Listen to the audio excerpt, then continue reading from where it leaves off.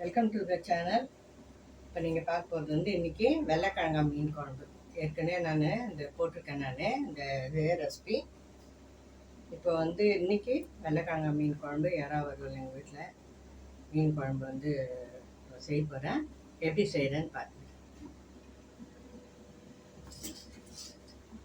இப்போ மசாலா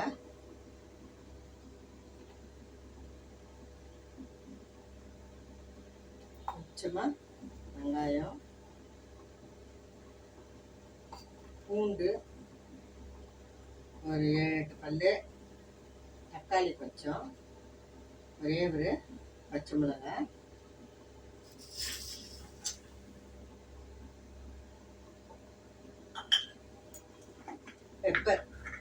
பெப்பர் வந்து ஒரு டீஸ்பூன் கிட்ட பெப்பர், அப்புறம் ஜீரா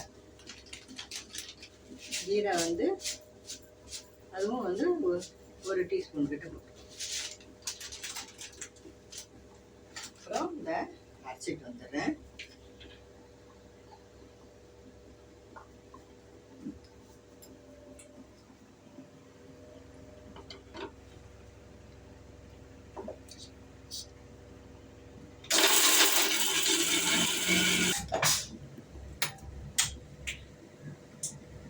ஸ்டவ் பற்ற வச்சுக்கலாம். பாத்திரம் வச்சுட்டேன்.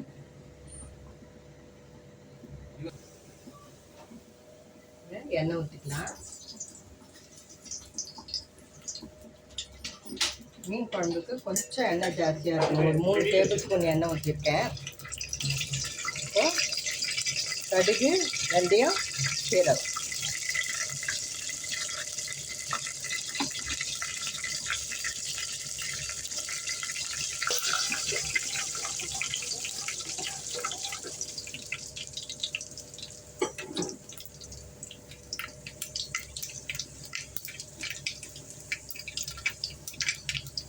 இப்போ ஒரே ஒரு பச்சை மிளகாய், வெங்காயம், கொஞ்சம் தக்காளி.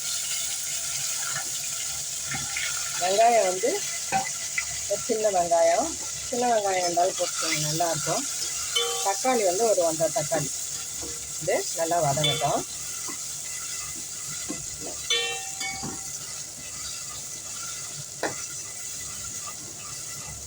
ஓகே, கொஞ்சம் உப்பு சேர்த்துக்கலாம்.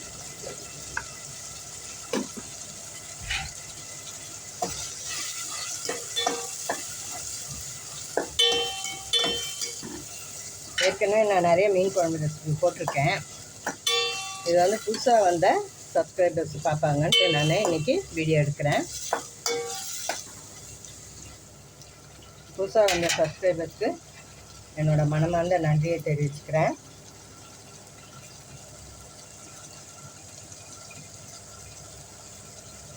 இப்போ இந்த மசாலா போட்டுக்கலாம்.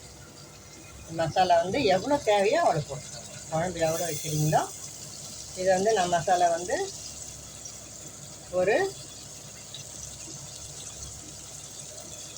1.5 டேபிள் ஸ்பூனுக்கு போட்டுக்கிறேன்.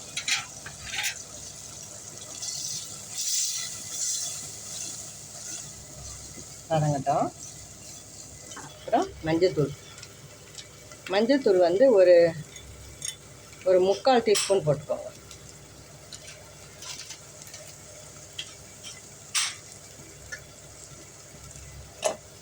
அப்புறம் வந்து தனியாத்தூள்,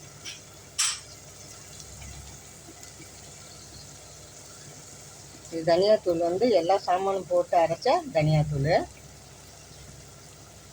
இது வந்து மீன் குழம்புக்கு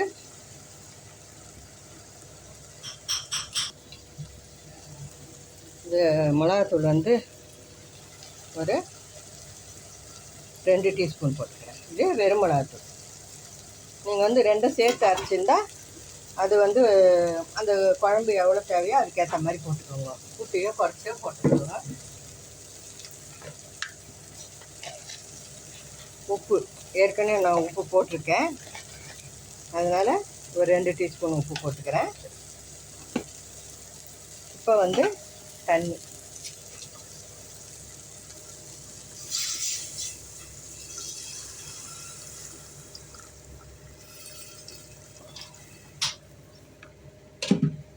இந்த அளவுக்கு தண்ணி ஊற்றிக்கலாம். ஏற்கனவே நான் புளி ஊற வைக்கிறதுக்கு கொஞ்சம் தண்ணி ஊற்றிருக்கேன்.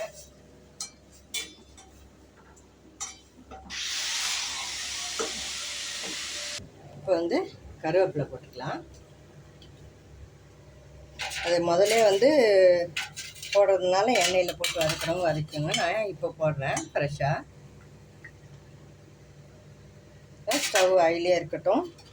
இப்போ வந்து நம்ம புளி வந்து ஒரு எலுமிச்சங்காய் அளவுக்கு ஊற வச்சுருக்கேன். இதை வந்து நம்ம கரைச்சி ஊற்றிடலாம். குழம்பு நல்லா கொதித்து நல்லா எண்ணெய் பிரிஞ்சு வந்துருச்சு. இப்போ நம்ம மீன் போட்டுக்கலாம்.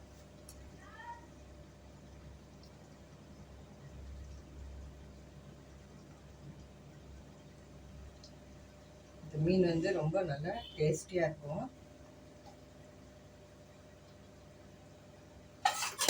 நாலு மீன் வறுக்கிறதுக்கு வச்சுக்கிறேன்.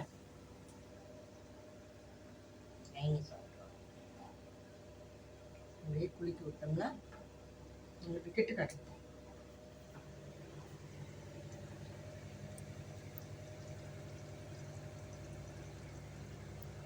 நல்லா கொதிச்சு எண்ணெய் பிரிஞ்சு வச்சிருச்சு.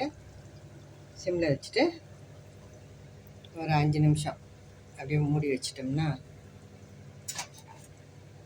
மீன் இது நல்லா வெந்து வந்துடும்.